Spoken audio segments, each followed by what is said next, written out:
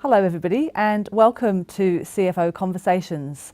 I'm your host Paula Kensington and I have got the great pleasure of welcoming back Michael Jothy to the studio. Thank you, Paula. Today's conversation is about priorities, and I'm really finding a lot of the time misalignment with priorities. People talk about wanting to take the next step, having that career progression, but when I ask them and interrogate what they're doing about that, there seems to be some misalignment of what they're actually doing in terms of investing in that career journey. Michael, I know we've spoken off camera about this a fair bit. What's your view on priorities and where people are at? As accountants, we tend to be very task-oriented. Thinking about priorities is very different to coming up with a to-do list or a checklist or a task list, which is what we do best. And sometimes it's hard to rise above to look at what really matters. What are the priorities, whether it be for our own careers or in a leadership environment at work?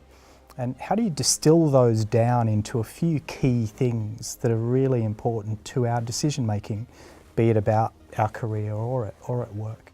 And it doesn't come naturally to us as accountants, and in the heat of the day today, it is difficult to do. It's about setting a strategic pathway for yourself. You know, and I often talk about wanting to make sure that you think of yourself as a business. So is there a dual pathway between longer term play and the shorter, more goal orientated pathway? Absolutely. I talk about the 3 C's or the 4 C's. It's about being very clear about what our priorities are. It's being consistent in terms of those priorities, and it's being committed to them. And in the context of leadership, so I talk about those things in the framework of our personal careers and our personal lives even. And in the context of leadership in a work environment, there's a 4th C, which is about communication, because our teams aren't mind readers. They need to understand and we need to communicate with them. But ultimately, clarity and consistency is what's really important. Who am I as a leader? What's important to me as a leader? What are my values? What are the pillars on which I rest this thing called my career? If I can be very clear about what those things are, then I can be consistent and I can be committed to those.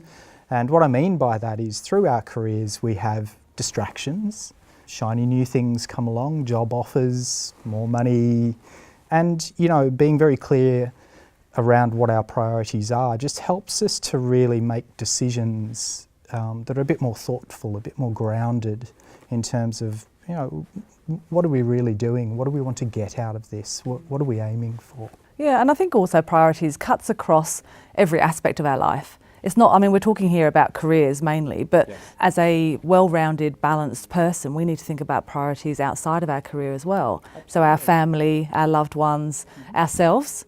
So a lot of people forget themselves in that whole context of balance, and our careers and our professional goals.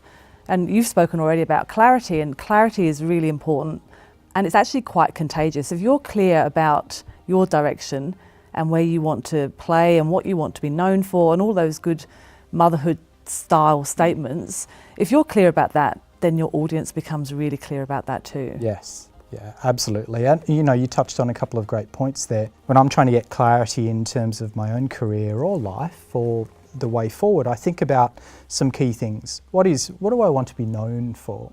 The second is what energizes me and feel alive doing. And the third thing is what am I good at? Because, we're all good at something. Yeah. If we distill our thinking down to those few things, clarity comes from that. Yeah, I think so. So for our audience today, I'd really like to leave you with the message around looking at what your priorities are and whether you're actually living out your priorities in an authentic way. So hope you've enjoyed that conversation. Thank you, Michael, for your time today. Thank you, Paula.